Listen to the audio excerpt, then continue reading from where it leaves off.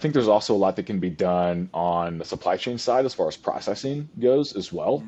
And Mm-hmm. so, this goes back to the significance over scale, right? I think there's a lot of farmers out there that have supply of regenerative stuff that don't necessarily have a market for it because either maybe it's not enough Yeah. volume, not enough pounds to take to like a big aggregator. And so, how do we help those farmers solve their crop rotation problem, right? How do we help Yeah. them say, hey, I want you to rotate all these things, and I'm going to collaborate with a bunch of different brands and a bunch of different companies to create a processing facility that will process your 10,000 pounds of what you have, right? Instead of like the 100,000 pound minimum that you might need for a large processor, because I'm aggregating a lot of small farms and smaller producers together, to then create a supply chain where then CPG brands can come in and say, hey, I don't have to do the work to like source from like 30 different small farms. There's people that are helping aggregate a lot of that volume for me, to help save on cost, logistics, everything else. So I think there's a lot that can still be done in the supply chain.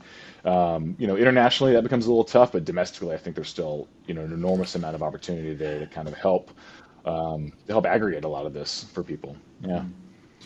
So true, man. And So, we had like a buckwheat post on LinkedIn from the recent episode with Pacha, and it was a bunch of really cool different voices, whether it be brand farmers, processors, chiming in on like what is holding buckwheat back, and it was processing in markets and really aggregated supply and yeah. demand.